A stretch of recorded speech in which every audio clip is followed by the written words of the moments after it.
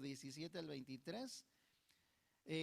Todo lo que hemos venido estudiando desde hace 8 días tiene que ver con la serie de Romanos, específicamente con el capítulo 8, que cubre el tema de la seguridad de la salvación.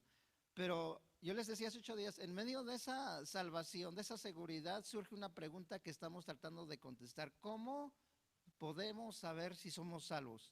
Y la respuesta la encontramos en un pasaje que leímos hace 8 días, que decía: examínense a cada uno de ustedes si están en la fe, pruébense si a sí mismos o no conocéis si es que Cristo está en vosotros, a menos de que estén reprobados. Y bueno, ya vimos un lado de la moneda, ¿verdad? La primera parte vimos algunas cosas que debemos de hacer como cristianos, pero que no pueden salvarnos. Vimos que es bueno procurar tener una moral alta, es bueno que trabajemos en la obra de Dios, que le echemos ganas, pero dijimos que ninguna de esas cosas nos puede justificar delante de Dios. Hoy queremos ver el otro lado de la moneda. Vamos a ver una lista de frutos que son realmente evidencias de la salvación, y para eso necesitamos comprobar si la fe se ve o no se ve. Entonces el tema de hoy es las evidencias de la salvación. Santiago 2:17 en adelante dice lo siguiente: así también la fe, si no tiene obras, es muerta en sí misma. Pero alguno dirá: tú tienes fe y yo tengo obras. Muéstrame tu fe sin tus obras y yo te mostraré mi fe por mis obras. Tú crees que Dios es uno, bien haces. También los demonios creen y tiemblan. Mas ¿quieres saber, hombre vano, que la fe sin obras es muerta? ¿No fue justificado por las obras Abraham nuestro padre cuando ofreció a su hijo Isaac sobre el altar? ¿No ves que la fe actuó juntamente con sus obras y que la fe se perfeccionó por las obras? Y se cumplió la escritura que dice: Abraham creyó a Dios y le fue contado por justicia y fue llamado amigo de Dios. Pueden tomar sus asientos.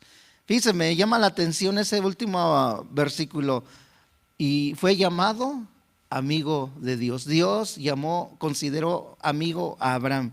Y la fe, hermanos, es fundamental para ser amigos de Dios, porque dice la Biblia en la carta de Hebreos que sin fe es imposible agradar a Dios. La fe tiene que ir acompañada con frutos de obediencia. Y una definición así simple de lo que es la fe es así simple: es confianza y obediencia. Y en este caso, cuando un cristiano dice: pues yo tengo fe, yo creo en el Hijo de Dios, yo creo que soy salvo por la gracia de Dios, fíjense, sus acciones tienen que respaldar lo que él profesa, ¿verdad? Lo que decimos ser. La fe, fíjense que no es algo complicado. Nosotros somos lo que lo complicamos, pero realmente la fe no es complicado. De hecho, todos los días, mire, todos los días cada uno de nosotros ponemos en acción algún tipo de fe sin darnos cuenta. Mire, en lo secular, allá afuera en el mundo, usted sale y cuando usted se enferma, que ahorita ha estado una pandemia, un virus por ahí muy fuerte, ¿qué hacemos usualmente cuando nos enfermamos? Vas con el doctor, vas al hospital, a la farmacia, y el doctor te hace una receta, ¿verdad? Te dice: te vas a tomar esto y esta cantidad. Y usted no cuestiona, usted no pregunta si le va a hacer bien o no. Usted se la toma porque usted tiene confianza que esa medicina le va a hacer bien. Está mostrando fe. Pero es más, ahorita que se sentaron ahí en esas sillas, mire, está mostrando también un tipo de fe, ¿sabía? ¿Por qué? Porque usted está poniendo su confianza en que esas sillas lo van a soportar, que esa silla no lo va a dejar que se caiga al suelo, que va a soportar todo su peso. De alguna manera está mostrando un tipo de fe. Y si nos vamos a los deportes, no es la excepción. Hoy es la final del fútbol mexicano, ¿verdad? Juega el Cruz Azul con los Pumas. Y algunos tienen fe que va a ganar el Cruz Azul. Eso es tener fe. Bueno, los que saben de la historia del Cruz Azul saben a qué me refiero. Eso es tener fe. Pero en lo espiritual, la fe que conduce a la salvación también se ve, porque la reflejamos en las acciones, en las decisiones, en los comportamientos que tenemos todos los días. Fíjese, la Biblia dice claramente en Hebreos 11:1, una definición: es pues la fe, la certeza, la seguridad de lo que se espera, la convicción de lo que no se ve, porque por ella alcanzaron buen testimonio los antiguos. Y los antiguos se está refiriendo a Abraham, a Isaac, a Jacob, a todos aquellos que nos antecedieron.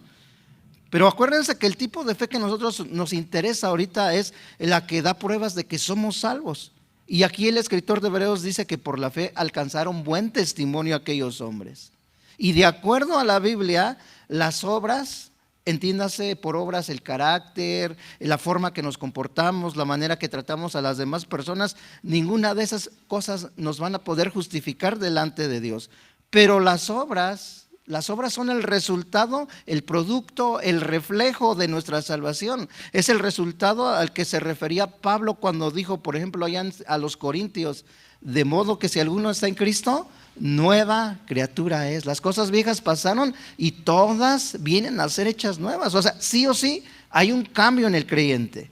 Y ese mismo pensamiento es lo que nos revela la base bíblica del mensaje de hoy. Mire, vamos de nuevo ahí a Santiago 2:17 y vamos a tratar de desglosar este pasaje versículo por versículo. Dice Santiago 2:17, así también la fe, si no tiene obras, es muerta en sí misma. Y lo que está diciendo este versículo 17 es que no podemos ganar nuestra salvación por el servicio o la obediencia a Dios, pero tales actos de obediencia demuestran que están demostrando nuestra entrega a Dios. Están demostrando que la fe que tenemos es realmente genuina. Las obras de servicio con amor no reemplazan, nunca van a reemplazar la fe, pero sí son una prueba de nuestra fe en el Señor Jesucristo. Y fíjense lo que dice ahora el versículo 18. Pero alguno dirá, tú tienes fe y yo tengo obras. Muéstrame tu fe sin tus obras y yo te mostraré mi fe por mis obras. Ahí parece que se está contradiciendo, ¿verdad? Sin embargo, lo que nos está denotando la Escritura, hermanos, es que a primera vista, aunque pareciera contradecirse y pareciera contradecir a lo que dicen las Escrituras en Romanos 3:28, cuando dice que el hombre es justificado por la fe sin las obras de la ley, si hacemos una investigación así más detallada, más profunda, nos vamos a dar cuenta que las enseñanzas tanto del apóstol Santiago como del apóstol Pablo no se contradicen. Mientras que por un lado es verdad que nuestras buenas obras no podrán darnos salvación, hermanos, por el otro lado, la fe verdadera siempre resulta en una fe, en una vida transformada, una vida que empieza a dar frutos. Entonces, lo que está diciendo Pablo es que él se está enfatizando en aquellos que procuran ser salvos simplemente por el puro conocimiento, ¿no?, de las Escrituras. Y Santiago habla en contra de quienes confunden el simple conocimiento intelectual con la verdadera fe, porque dense cuenta que después de todo, dice la Escritura que aún los demonios tiemblan ante el nombre de Jesucristo. Tienen cierto de fe, pero no cambian, no obedecen. Entonces dice el versículo 19, ¿tú crees que Dios es uno? Bien haces. También los demonios creen y tiemblan, mas ¿quieres saber, hombre vano, que la fe sin obras es una fe muerta? Y luego continúa diciendo y nos pone como ejemplo a Abraham y dice, ¿no fue justificado por las obras Abraham nuestro padre cuando ofreció a su hijo Isaac sobre el altar? ¿No ves que la fe actuó juntamente con sus obras y que la fe se perfeccionó por las obras? Mire, me llama la atención que Abraham nos puso el ejemplo perfecto, porque él creyó en Dios. Desde que el Dios lo llamó de Ur de los Caldeos, dice que Dios lo llamó y le dijo, no le dijo a dónde iba a ir, pero Abraham obedeció. Y cuando llegó la prueba más contundente en su vida, la más difícil, el hijo de la promesa, que Dios le dice, dame a tu hijo y sacrifícalo, y dice que subió sin pensarlo. Y le creyó a Dios y por esa fe fue justificado. Y por eso es lo que dice Santiago. ¿No ves que la fe de Abraham actuó juntamente con sus obras y que la fe se perfeccionó por las obras? Luego dice el 24, vosotros pues veis que el hombre es justificado por las obras y no solamente por la fe. Mire, aquí Santiago está expresando que Abraham, hermano, fue justificado por lo que hizo, por las cosas que realizó, y Pablo dice que fue por lo que creyó. Santiago y Pablo no se están contradiciendo, más bien están complementando una verdad que es el balance de las Escrituras. Nosotros como cristianos hoy, que tenemos ya todo cerrado el canon de las Escrituras, debemos llegar a la conclusión de que la verdad es una combinación de estas dos declaraciones. Y entonces podemos concluir diciendo que la verdadera fe siempre resulta en obras, pero las obras no nos justifican. El creer nos otorga salvación y la obediencia activa, puesta en acción, prueba que nuestra fe es realmente genuina. Entonces, ahora que hemos explicado, ahora sí les hago la pregunta que les hice hace 8 días. ¿La fe que salva se ve o no se ve? A ver, los que creen que se ve, levanten la mano. Y los que no, bueno, vamos a ver qué dice la Escritura. Porque miren, vamos a Lucas 5, versículo 17. Para aquellos que todavía llegan a creer que la fe no se ve, vamos a ver lo que dijo Jesús aquí en Lucas 5, 17. Y nos encontramos aquí aproximadamente a 2000 años atrás. Está el Señor Jesucristo, había hecho muchos milagros. En esta ocasión se encuentra en una casa, está predicando, está enseñando, pero hay un grupo de hombres afuera que saben que Dios que está ahí, Jesucristo, puede realizar un milagro. Y dice el versículo 17, Lucas 5, 17, aconteció un día que él estaba enseñando y estaban sentados los fariseos y doctores de la ley, los cuales habían venido de todas las aldeas de Galilea y de Judea y Jerusalén, y el poder del Señor estaba con él para sanar. O sea, Jesús había venido a hacer lo que él le mandó el Padre, no solamente ofrecer el camino de la salvación, sino él vino ¿a qué? A sanar. Él vino, vimos cómo Dios levantó a los paralíticos, dio vista a los ciegos. Y aquí hay un hombre afuera que está enfermo. Hay un hombre que está paralítico, no puede caminar. Y me llama mucho la atención porque acuérdense, estamos años atrás. No sé cómo le hicieron a estos hombres, pero de alguna manera ellos creyeron y dijeron, si nosotros logramos meter a este hombre, el Señor puede hacer algo, el Señor puede realizar algo en su vida. Y eso los llevó a poner su fe en acción. Y dice el versículo 18, y sucedió que unos hombres que traían en lecho a un hombre que estaba paralítico, procuraban llevarle adentro y ponerle delante de él. Pero no hallando cómo hacerlo a causa de la multitud, subieron encima de la casa y por el tejado le bajaron con el lecho, poniéndole en medio delante de Jesús. Me llama la atención lo que realizaron, porque de alguna manera, no lo dice específicamente la Biblia, pero a mí me da de notar que de alguna manera, pues, imagínense, no sé cómo lo hicieron, tal vez lo amarraron, dos lo empujaron y el otro lo estaba jalando, de alguna manera lo subieron, pero aparte de eso tuvieron que hacer un agujero o hacer algo para que pudiese entrar el cuerpo y entrar adentro. ¿Eso qué es? Ellos creían que iban a recibir algo. Estamos viendo cómo se está poniendo en acción una fe de algunos hombres que están esperando un resultado. Y dice el versículo 20, para aquellos que decimos que la fe no se ve, dice, y al ver Jesús, ¿qué dice? La fe de ellos. Al ver él la fe de ellos, le dijo, hombre, tus pecados te son perdonados. Entonces ahí está claro, ¿verdad? La fe se ve por medio de nuestras acciones, por medio de lo que realizamos. Entonces, de acuerdo a la Biblia, estas son las evidencias de la salvación. ¿Cuál es la primera y la más importante evidencia de que un hombre realmente ha sido salvo? Es el amor que tenemos a Dios. Porque mire, acompáñeme a Lucas 10, versículo 25. Nosotros, una persona cuando no conoce a Dios, puede decir, pero realmente no puede llegar a amar a Dios, porque lo que nos capacita para amar, para adorar, para servir a Dios, es el Espíritu Santo que mora dentro de nosotros. Entonces Lucas 10, versículo 25 dice, y he aquí un intérprete de la ley, o sea, alguien que conocía, tenía mucho conocimiento, dice, un intérprete de la ley se levantó y dijo para probarle, maestro, ¿haciendo qué cosa heredaré la vida eterna?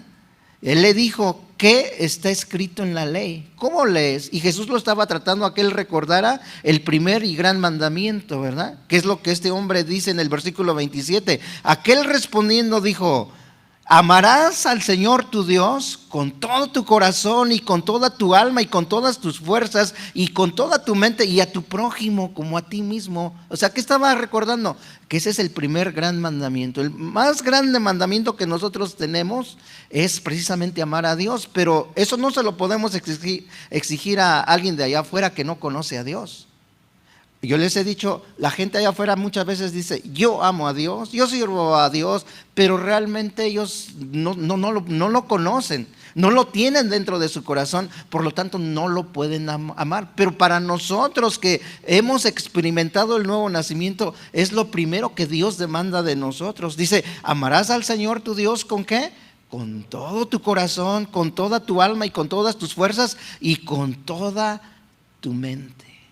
O sea, con todo lo que somos, hermano, con todo lo que tenemos. Entonces aquí nos damos cuenta que en primer lugar un profundo y permanente amor a Dios es una de las evidencias más grandes de que somos salvos. Mire, esto es una de las pruebas más contundentes, porque el Espíritu Santo produce amor dentro de nosotros. Mire, Romanos 8:7, no lo busque, dice lo siguiente: ya que la mente puesta en la carne es enemiga de Dios. En otra versión dice, por cuanto los designios de la carne son enemistad contra Dios, porque no se sujetan a la ley de Dios, ni tampoco pueden. Eso nos está hablando de una lucha que hay en la mente del ser humano. Por tanto, si el corazón del hombre está en enemistad con Dios, no hay una base para afirmar que la presencia de una fe salvadora está dentro de su corazón. Porque si usted es nacido de nuevo, mi hermano, si usted realmente experimentó el nuevo nacimiento, mire, gradualmente usted va a ir aprendiendo a amar a Dios cada día más. Antes, cuando no lo conocíamos, cuando estábamos fuera de sus caminos, ni nos inmutábamos, a lo mejor pecábamos, a lo mejor hacíamos cosas que Dios aborrece y no nos inmutábamos, no, ese era nuestro hábitat, nos sentíamos hasta bien haciendo las cosas mal. Pero cuando entra el Espíritu Santo en nuestras vidas, Él nos empieza a redarguir de pecado. Y si no nos sentimos mal cuando hacemos algo malo, cuando hacemos algo que es pecado, algo que ofende a Dios, dense cuenta. Un ejemplo lo vemos en el ejemplo del mismo apóstol Pedro y la vida ay, se me olvida el nombre, ahorita se me va Judas, gracias. Judas aparentemente se arrepintió, pero el verdadero cambio lo vemos en la vida del apóstol Pedro. Dice la Biblia que cuando Pedro negó a Jesús, lo abandonó, dice que él se sintió muy triste. ¿Por qué? Porque él sentía que le había fallado a Dios. Y es lo mismo cuando tenemos ese amor a Dios, cuando lo amamos realmente. Mire, todos estamos expuestos a fallar porque somos humanos. Y el mismo apóstol Juan decía, hermanos, no pequéis, mas si alguno pecare, dice, abogado tenemos para con el Padre. Pero aunque sabemos que tenemos un abogado y aunque sabemos que le podemos pedir perdón a Dios, una evidencia, hermanos, es que usted se va a sentir mal porque tiene amor a Dios. Porque cuando le falla, híjole, pues nos sentimos todos apachurrados. Señor, ya te fallé, ya hice esto. Y el Espíritu Santo nos empieza a redarguir, nos empieza a hacernos a ver que estamos mal. Y eso, ¿sabe?, nos va a conducir a otra evidencia de lo que es realmente de la salvación. Pero aquí nos estamos dando cuenta, hermanos, que como cristianos, algo que denota luego es que empezamos a amar a Dios. Por eso en el Salmo 42, versículo 1, fíjense, búsquelo conmigo. Salmo 42, versículo 1.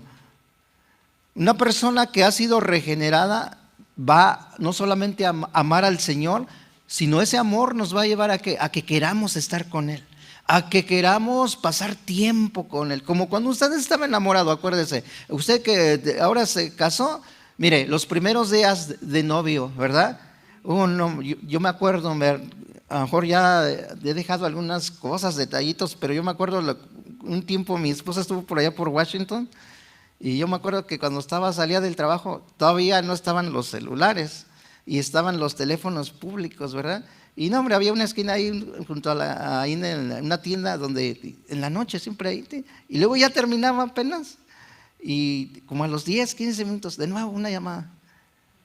Pero era porque Queríamos estar cerca de la persona que amamos, ¿verdad? Y fíjense lo que dice el Salmo 42, versículo 1. Como el ciervo brama por las corrientes de las aguas, así clama por ti, oh Dios, el alma mía. Esa era una expresión del salmista David. ¿Por qué? Porque él amaba a Dios. Quería estar en su presencia. Y si uno así, ¿cuándo se han dado cuenta de eso? Híjole, cuando ya nos empezamos a resecar espiritualmente, sabemos que nos hace falta algo, ¿verdad? Un ejemplo, cuando llegamos, decimos por X razón, motivo, no venimos a la casa de Dios y empezamos a sentir que nos hace falta algo. Es como un pescadito fuera del agua, ¿verdad? Porque ya falta el domingo, y el domingo, que es usualmente el día que usualmente se dedica más hacia Dios, a estar en su presencia, pero híjole, ya pasa la semana y a lo mejor no hemos leído la Biblia, no hemos escuchado un mensaje y empezamos a sentir como que nos hace falta algo. ¿Por qué? Porque amamos a Dios, porque necesitamos de Él, porque queremos estar y conocer más de Él. Y aquí dice el salmista: como el ciervo brama por las corrientes de las aguas, así clama por ti, oh Dios, el alma mía. Y luego dice: mi alma tiene sed de Dios, el del Dios vivo. ¿Cuándo vendré y me presentaré delante de Dios? Esa es una evidencia, mi amado hermano. Cuando usted, su amor lo motiva, lo lleva a que usted quiere estar más cerca de Dios. Y Señor, híjole, ya pasó un día y a lo mejor pasaste una semana sin que venir a la casa de Dios, ya quieres estar cerca de Él. Eso nace de ¿qué? Del amor que tienes hacia Dios. Y esa es una evidencia de que nosotros realmente hemos experimentado el nuevo nacimiento. Porque la gente de allá afuera, no, pues ellos, que el hábitat, lo que ellos anhelan es estar en las cosas del mundo, ¿verdad? En la farándula, en las cosas de fama y todo eso, porque eso es lo que a ellos aparentemente les llena. Pero lo único que a nosotros nos puede traer satisfacción en ese amor que buscamos es que amamos a Dios y necesitamos amarle. Y la fe verdadera, hermanos, no cree en Cristo para que Cristo lo haga a uno feliz. Porque eso tiene que ver con el amor. Muchos dicen: yo amo a Dios, pero lo buscan solamente por pedirle, como he dicho en algunas ocasiones, como en diciembre, ¿verdad? Que muchos todo el año no vienen a la casa de Dios, pero llega diciembre y no, hombre, vamos a la Navidad y celebramos la Navidad y no los volvemos a ver hasta el año que viene. No, la fe verdadera no cree en Cristo para que Cristo lo haga a uno feliz. No, el amor verdadero nos lleva a ¿qué? A que nosotros queramos ¿qué? Agradar a Dios, a que nosotros queramos de alguna hacer sentir feliz a Dios por lo que hacemos, por la forma en que lo amamos. Jesús lo dijo así en la siguiente manera en Mateo 37, capítulo 37. El que ama a padre o madre más que a mí, no es digno de mí. El que ama a hijo o a hija más que a mí no es digno de mí, y el que no toma su cruz y sigue en pos de mí no es digno de mí. El que haya su vida la perderá, y el que pierda su vida por causa de mí la hallará. Mira, la Biblia no está diciendo aquí que debes de odiar y menospreciar más a tus hijos o a tus hijas no nos confundamos. Lo que sí está diciendo es que cuando Dios nos llama, cuando decimos amar a Dios, y cuando se presenta alguna circunstancia en nuestra vida, algo que sucede en la vida cristiana es que cuando una persona llega y su familia no conoce de Dios, una de las pruebas que afrentan es, pues, por ejemplo, dicen, pues, el rechazo de la familia. Los familiares lo empiezan a criticar: ya te hiciste de otra religión, ¿ya? Y empiezan a tirarle, ¿verdad? Y ahí es a lo que se refiere, porque ahí es donde es más importante que nosotros sigamos a Dios, sigamos a Cristo sobre cualquier otra cosa. Y lo dice claramente, que debemos de, si amamos a Cristo, debemos de tomar nuestra cruz. Y la cruz significa negarnos a nosotros mismos. Negarnos, porque a veces a lo mejor llegamos cansados del trabajo, a lo mejor llegamos de hacer algunas cosas que son necesarias, y a veces la carne es así, que nos juega, pues un día como hoy, volviendo al fútbol, Tal vez hubo un tiempo en que, porque yo he sabido así, ¿no? Donde, pues hoy es día de la final, pues hoy me quedo. Pues vamos a quedarnos a vernos el juego y pues ahí. Pero ¿qué estamos demostrando ahí? Que no nos estamos negando a nosotros mismos. Porque aquí dice claramente, si alguno no toma su cruz y sigue en pos de mí, no es digno de mí. Y el que haya su vida la perderá, y el que pierde su vida por causa de mí, la hallará. Pero cuando estamos haciendo eso, cuando nos estamos negando a nosotros mismos, estamos demostrando que amamos a Dios. Y en conclusión, en este punto podemos resumir algunas preguntas que nos harían bien. Por ejemplo, podríamos preguntarnos, ¿ama usted a Dios? ¿Ama usted la forma que Dios trata con usted? Porque Dios trata con nosotros de muchas formas. A veces nos bendice, pero también a veces Dios permite circunstancias. Pero ¿usted ama a Dios en esos momentos? ¿Ama usted sus decisiones, las decisiones que Dios toma sobre nosotros? ¿Ama usted su nombre? ¿Ama usted el gobierno de Dios sobre su vida? ¿Ama usted su santidad? ¿Ama usted la voluntad que Él ejerce sobre nosotros?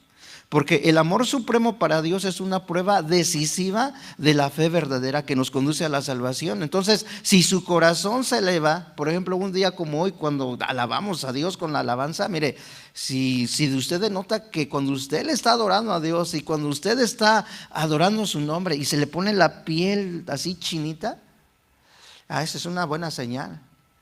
Porque es una señal de que usted está reconociendo que en su amor usted sabe a quién está adorando, usted sabe a quién está glorificando.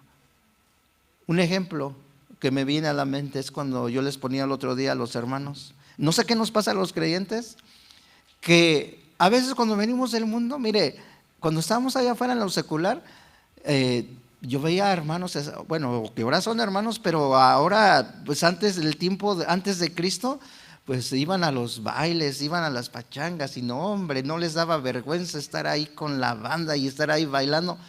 Pero algo pasa que cuando venimos a los caminos de Dios, a veces ya no nos sale ni un gloria a Dios, a veces no queremos gozarnos cuando el hermano está acá casi desbaratándose. Hermano, levante su mano, aplauda, dé gloria a Dios, y como que nos cohibimos.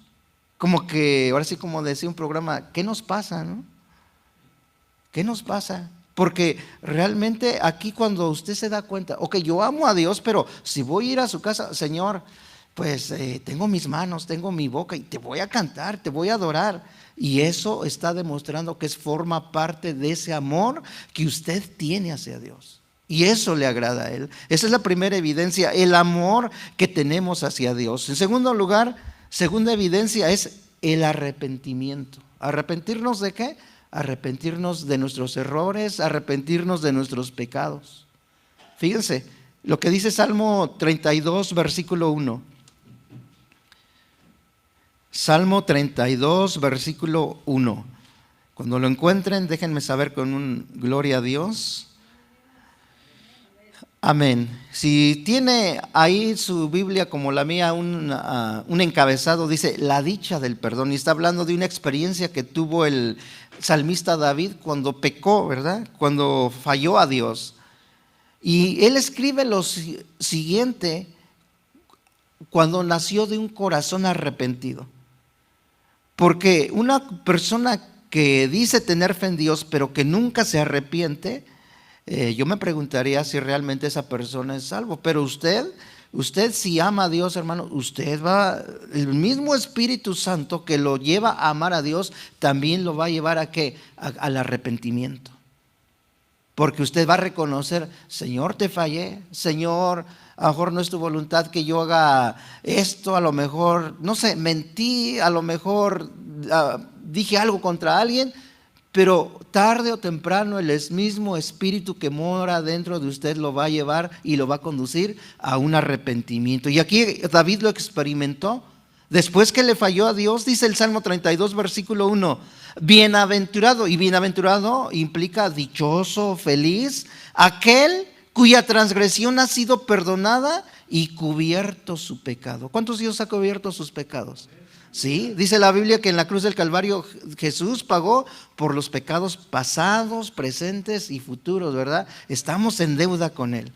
Y dice David en el 2, dichoso, bienaventurado el hombre a quien Jehová no culpa de iniquidad.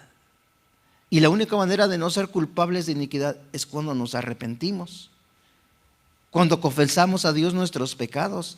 Dice, y en cuyo espíritu no hay engaño. Porque cuando callamos, hermano, ¿sabía usted que algo pasa? No solamente nos volvemos así todos amargados, sino eso hace que como que llega un impedimento en nuestra vida que no nos permite avanzar espiritualmente. Por mucho que vengamos a la iglesia, por mucho que hagamos otras cosas, cuando no hacemos esto, cuando no nos arrepentimos, pues como que la mano de Dios se corta sobre nuestras vidas. Y es lo que dice en el versículo 3, dice David, mientras callé, se envejecieron mis huesos en mi gemir todo el día.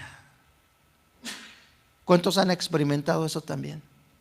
Por eso yo le recomiendo, hermano, que cuando usted le falle a Dios, cuando le fallemos a Dios, lo primerito que deberíamos de hacer es correr a los pies de Cristo y pedirle perdón. Señor, te fallé, mira, no me pude contener, hice esto, hice aquello, y el Señor lo va a perdonar.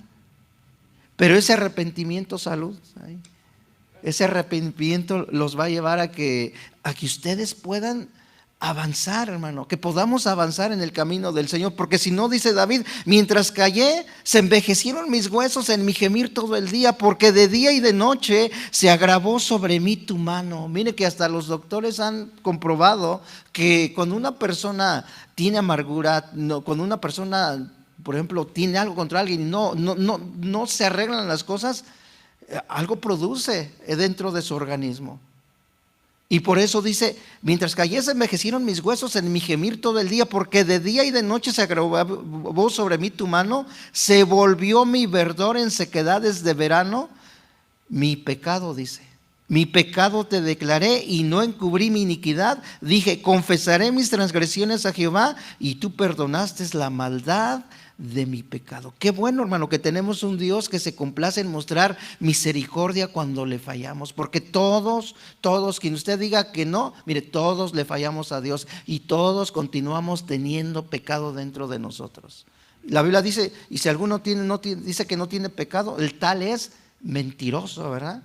Todos le fallamos a Dios, mi amado hermano. Y el arrepentimiento es una evidencia de que realmente hemos experimentado ese nuevo nacimiento. Porque un amor correcto hacia Dios debe implicar que odio por el pecado, odio por las cosas que Dios aborrece.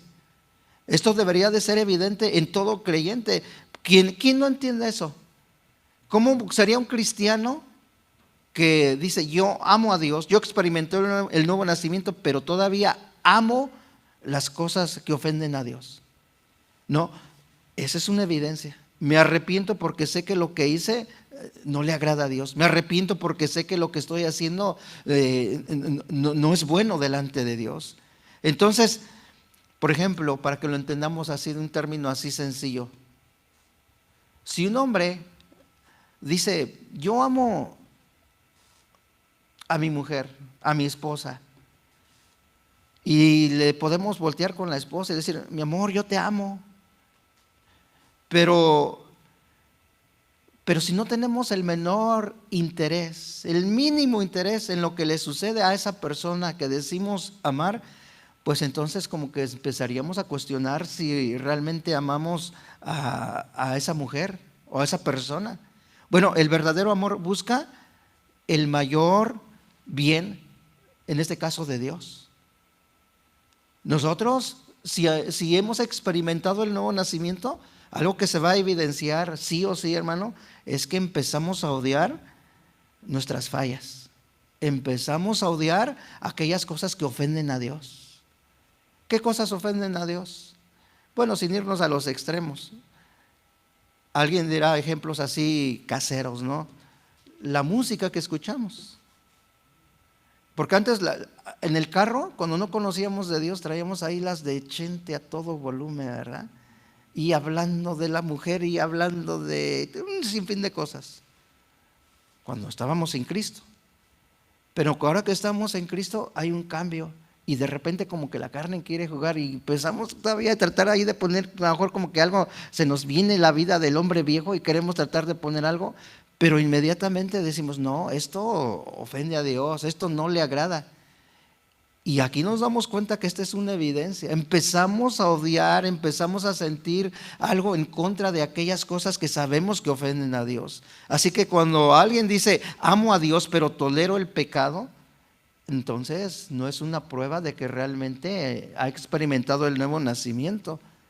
Porque yo les decía hace un momento, ciertamente todavía le fallamos a Dios, todavía pecamos, pero ningún verdadero cristiano ama el acto que lo conduce a la perdición. ¿Verdad? Nadie, ningún verdadero cristiano, yo hasta ahorita no he conocido un cristiano que ame decir, ese pecado, mi hermano, que me condujo a la perdición, yo amo ese momento, yo amo ese acto. No, lo odiamos. ¿Por qué fallamos, hermano? ¿Por qué le fallamos a Dios? Porque todavía tenemos una naturaleza caída. Y fallamos cuando nos descuidamos de Dios, cuando descuidamos nuestra relación. Pero cuando fallamos, pues hacemos lo que hizo Pedro, ¿verdad? Pues nos arrepentimos genuinamente, empezamos a llorar porque nos dolemos, porque hemos ofendido a ese Dios que amamos, a ese Dios que servimos.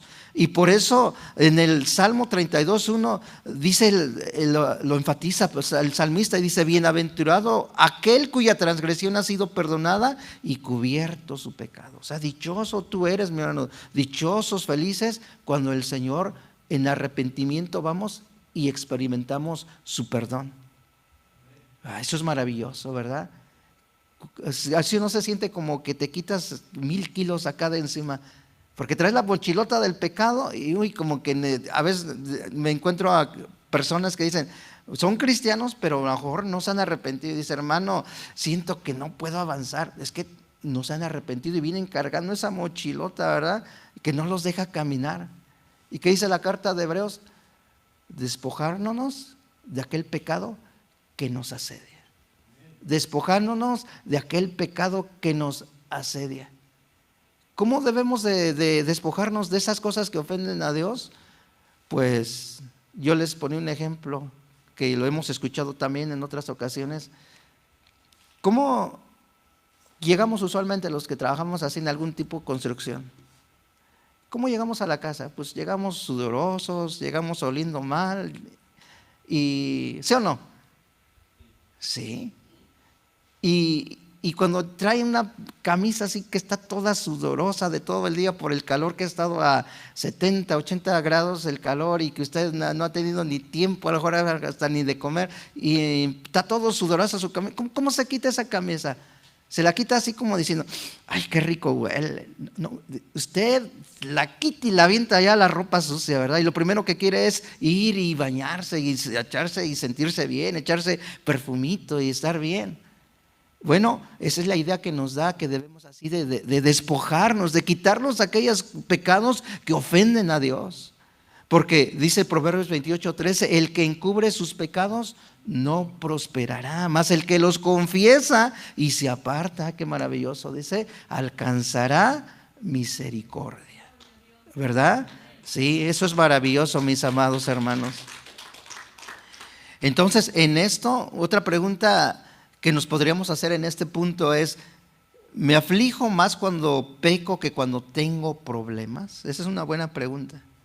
¿Me aflijo más cuando peco que cuando tengo problemas? Porque siendo cristianos lo que más nos debería de doler es cuando le fallamos a Dios. Pero a veces yo me he dado cuenta que nos duele más cuando las cosas nos están saliendo mal. Ay, un accidente o una pérdida económica. Y nos dolemos más de esas cosas que cuando cometemos algún pecado en contra de Dios. Cuando debería de ser lo contrario, que lo que más nos duela es, oh, Señor, te fallé. Señor, no hice las cosas como tú me las pediste. Y 2 Corintios 7:10 dice, fíjense cómo muchos se ponen más tristes por las cosas del mundo que por las cosas que ofenden a Dios. Fíjense lo que dice 2 Corintios 7, versículo 10. Porque la tristeza que es según Dios produce arrepentimiento para salvación. O sea, cuando Dios permite algo, inclusive cuando le fallamos, ese arrepentimiento ¿a qué nos lleva? Es bueno ¿para qué? Para salvación de nuestras almas. de que no hay de qué arrepentirse, pero dice, pero la tristeza del mundo produce muerte. O sea, cualquier cosa que tú veas en el mundo, por muy bonita que se vea y que aparentemente te haya dado un momento de placer, siempre va a producir muerte, siempre va a producir separación. Entonces, Primera de Juan 1:8 dice, si decimos que no tenemos pecado, nos engañamos a nosotros mismos y la verdad no está en nosotros. Si confesamos nuestros pecados, Él es fiel y justo para perdonar nuestros pecados y limpiarnos de toda maldad. Si decimos que no hemos pecado, le hacemos a Él mentiroso y su palabra no está en nosotros. Entonces, ahí está la segunda evidencia de la salvación. Primero, nuestro amor a Dios. Segundo lugar, es el Espíritu Santo nos va a llevar al arrepentimiento. Y por último, tengo muchas aquí, pero por hoy solamente voy a terminar con una más. Otra evidencia de la salvación, hermano, es... Bueno, hasta aquí voy a terminar porque quiero terminar con este pasaje. Quiero concluir con esto porque, mire, si somos salvos y amamos a Dios, ¿qué acción deberíamos de tomar entonces en contra del pecado?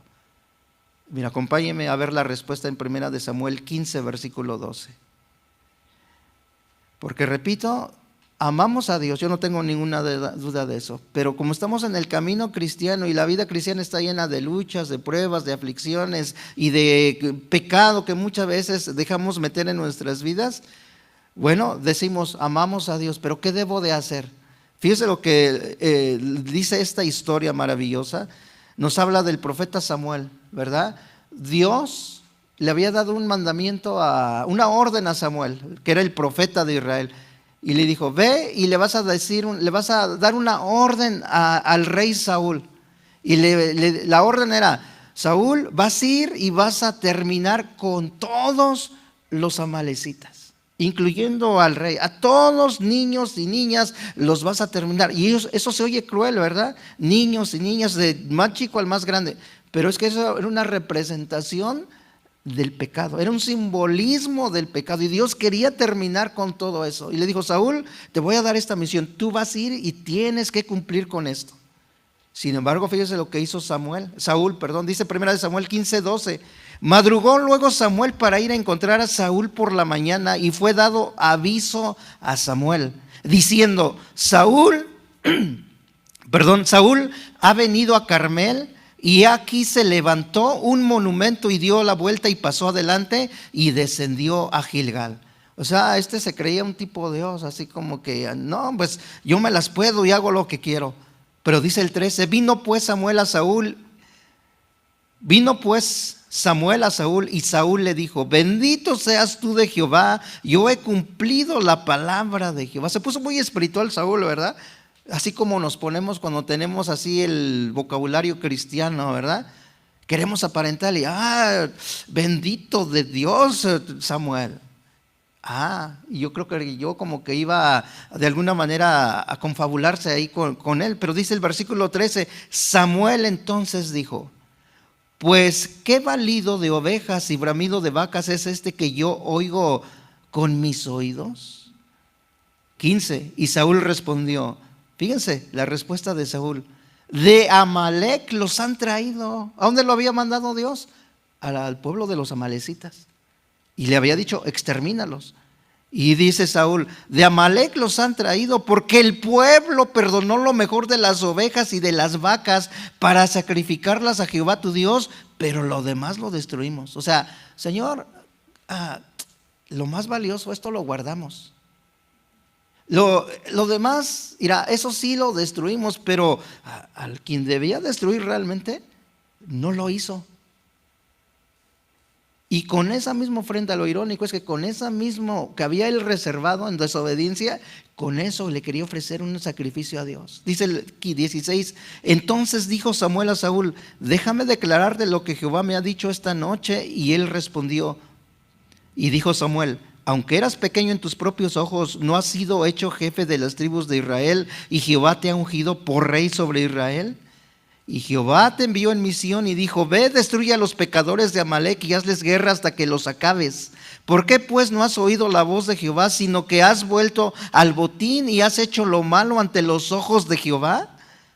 Ahí lo está confrontando el profeta de parte de Dios. Y le dice en el 20, y Saúl respondió a Samuel. Fíjense qué respuesta. Antes bien, he obedecido la voz de Jehová. Híjole, este sí se pasó la raya, ¿eh? Antes bien, he obedecido la voz de Jehová y fui a la misión que Jehová me envió y he traído a Agag, rey de Amalec. ¿Sabe que ese era el principal al que debía de haberle exterminado? Porque Amalec, como cabeza de su pueblo, era el que representaba el pecado mayor de ahí de su pueblo. Pero él dice: no, yo traje a Agag, rey de Amalec, y he destruido a los amalecitas. Mas el pueblo, y noten, él no toma, en ningún momento toma su responsabilidad. Dice el pueblo. Mas el pueblo tomó del botín ovejas y vacas, las primicias del anatema para ofrecer, híjole,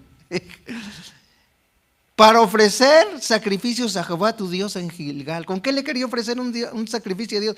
Con su desobediencia, con lo que Dios le había mandado que exterminara. Y Samuel dijo: se complace Jehová tanto en los holocaustos y víctimas como en que se obedezca las palabras de Jehová. Ciertamente el obedecer es mejor que los sacrificios y el prestar atención que la grosura de los carneros. Y aquí lo que nos da a entender, hermano, es que en el camino de que tenemos del cristianismo, en nuestro camino que amamos a Dios, en nuestro camino que estamos encontrando de la salvación, mira, ¿qué es bueno? Es bueno los sacrificios que hablamos. A Dios le agrada que trabajemos en su obra, a Dios le agrada que hagamos todo, pero lo que más le agrada y lo que Dios más busca es la obediencia de cada uno de nosotros. Que cuando Dios nos pide algo, un pecado que anda por ahí y nos dice: Marco, sácalo de tu vida, que lo hagamos. Que cuando Dios nos dice: mira, esta área que necesitas cambiar, que la cambiemos. Dice en el versículo 25, que aparentemente se arrepintió. En el 24 Saúl dice: entonces Saúl dijo a Samuel: yo he pecado, pues he quebrantado el mandamiento de Jehová y tus palabras, porque temía al pueblo y consentía la voz de ellos. Perdona pues ahora mi pecado. Aparentemente se estaba arrepintiendo, pero lo único que quería Saúl era que la gente viera de nuevo que Saúl estaba con él. Y dice el 25: y vuelve conmigo para que adore a Jehová.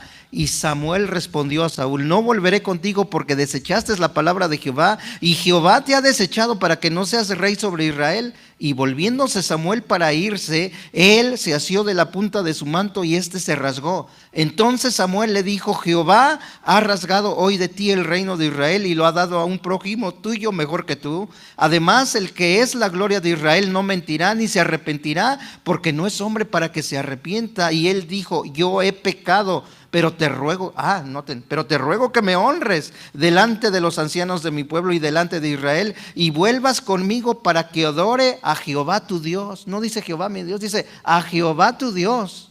Y volvió Samuel tras Saúl y adoró Saúl a Jehová. Pero noten el 32. Esto es lo que nosotros, cada uno, debemos de hacer con aquellas cosas que se levantan en nuestra vida cuando hay el pecado. Después dijo Samuel: traedme a Agag, rey de Amalec. Y Agag vino a él alegremente. Fíjense lo que dice. Y dijo Agag: ciertamente ya pasó la amargura de la muerte. Y Samuel dijo: como tu espada dejó a las mujeres sin hijos, así tu madre será sin hijo entre las mujeres. Entonces Samuel cortó en pedazos a Agag delante de Jehová en Gilgal. ¿Sabe que eso es lo que debemos de hacer con el pecado? Porque también el pecado que cometemos deja sin hijos. Bueno, parafraseándolo, cuando pecamos afectamos, ¿sí o no? A veces no solamente nuestra vida, sino afectamos la vida de los demás. Entonces cuando se levanta el pecado, debemos hacer exactamente lo que hizo Samuel: cortar en 1000 pedazos lo que Dios quiere que quitemos de nuestra vida. Porque cuando lo hacemos, hermano, Para algunos podría ser, no sé, rencor, mentira, lujuria, lo que sea. Pero si Dios nos los está pidiendo, cortémoslo en 1000 pedazos, saquémoslo de nuestra vida, porque cuando lo hacemos, hermano, ¿sabe qué estamos haciendo? Estamos poniendo en acción nuestra fe. Cuando lo hacemos, estamos mostrando el fruto de nuestra salvación. La fe, dijimos, se ve en las acciones que tomamos en contra del pecado. ¿Y se acuerdan lo que le dijo Jesús cuando bajaron a aquel hombre en el techo? Dice, al ver Jesús la fe de ellos, le dijo, hombre, tus pecados te son perdonados. Entonces, ¿qué quiere Dios que hagamos? Sabemos que amamos a Dios, sabemos que hemos experimentado el nuevo nacimiento, pero también cuando sabemos que hemos pecado, arrepentirnos. Y el arrepentimiento verdadero es el que se vuelve en 360 grados, ¿verdad? Totalmente. Vas en una dirección y te vas totalmente hacia el otro lado, a hacer la voluntad de Dios. Entonces, 2 evidencias llevamos de la salvación. Pero, ¿cuántos quieren dar fruto de esa salvación? Todos, todos. Y la única manera de hacerlo es por medio del Espíritu Santo que mora dentro de nosotros. Pónganse de pie y vamos a hacer un compromiso ante Dios y decirle, Señor, yo quiero dar fruto. Yo quiero llevar ese fruto en mi vida. Yo quiero, Señor, cuando llegue el pecado, quiero arrepentirme, pero verdaderamente quiero también hacer como Samuel, destruir, hacer en 1000 pedazos aquel pecado que nos asedia. Porque cuando lo haga, Señor, estaré demostrando un fruto de mi salvación, un fruto de que he experimentado el nuevo nacimiento. Ahí simplemente inclinen su rostro y cada uno, nosotros, digamos, Señor, en esta mañana te damos gracias. ¿Has llegado a algún área de nuestra vida, algo que tú has estado pidiendo, Señor? Queremos sacar toda cosa de nuestra vida, Señor, o cualquier cosa, Señor, que pudiese haber en nosotros. Pero queremos hacer lo mismo que hizo Samuel. Queremos, Señor, cortar en 1000 pedazos aquello que no te agrada, aquello que te ofende. Y queremos mostrar, Señor, que por medio de nuestras acciones, todo lo hacemos no para quedar bien con nadie, sino todo lo hacemos porque queremos agradar a aquel Dios al cual amamos. Señor, tú eres nuestro Dios, tú eres nuestro Señor. Y Señor, queremos rendirte, Señor, a ti nuestras vidas. Que sea como un fruto donde estamos aprendiendo a que sea un altar de adoración, de obediencia en cada uno de nosotros, Señor. El mejor altar que podemos ofrecerte siempre será, Señor, el altar de la obediencia. Te amamos, Señor, te necesitamos y hoy queremos que tú también continúes hablando, Señor, y dando fruto en la vida de cada uno de nosotros. Yo quiero más de ti.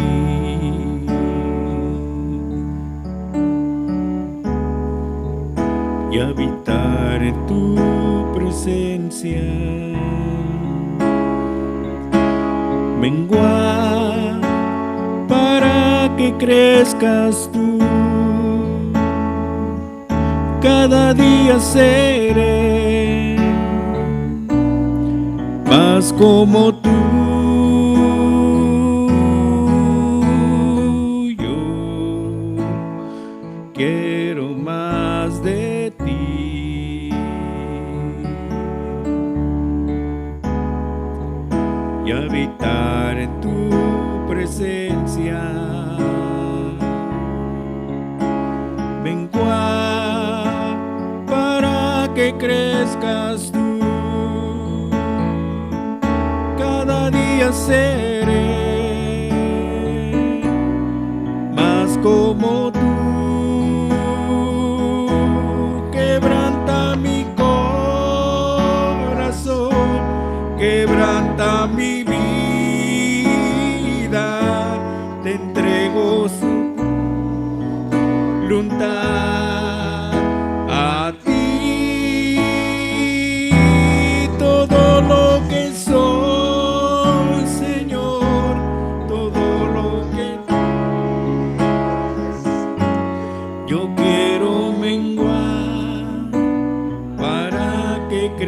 crezcas tú. Quebranta mi corazón, quebranta mi vida, te entrego mi voluntad a ti. Todo lo que soy, Señor, todo lo que tengo es tuyo. Yo quiero menguar para que crezcas tú. Yo quiero menguar para que crezcas tú. Yo quiero menguar para que crezcas tú. Sí, Señor, que nosotros menguemos, pero que tu gloria resplandezca. Señor, al ser despedidos de este lugar, oramos por aquellos que están enfermos, por aquellos que están padeciendo, por aquellos que están pasando por circunstancias difíciles. Señor, trae sanidad en su organismo. Trae sanidad, Señor, y restablece completamente, Señor, su estado físico. En el nombre de Jesús, Señor, clamamos a aquel Dios que responde, aquel Dios que es Dios de vivos y no de muertos. Y clamamos a ti, creemos en ti, tenemos fe en ti, Señor. Gracias te damos, Señor, por todo lo que haces. Señor, que esta semana tú continúes creciendo, que nosotros continuemos menguando, para que así tú seas el único digno de ser glorificado, de ser exaltado y de ser bendecido. Nos despedimos de este lugar, pero tu paz, tu presencia se va con nosotros. Señor, que tu paz acompañe a cada uno de mis hermanos en el carro, Señor, en el trabajo, en todo lugar donde estemos, Señor, que seamos un resplandor de tu gloria, para ti, para tu honra, para tu gloria, en el nombre bendito, maravilloso de Cristo Jesús, Señor. Muchas gracias, Señor. Te damos en el nombre maravilloso de Jesús. Amén.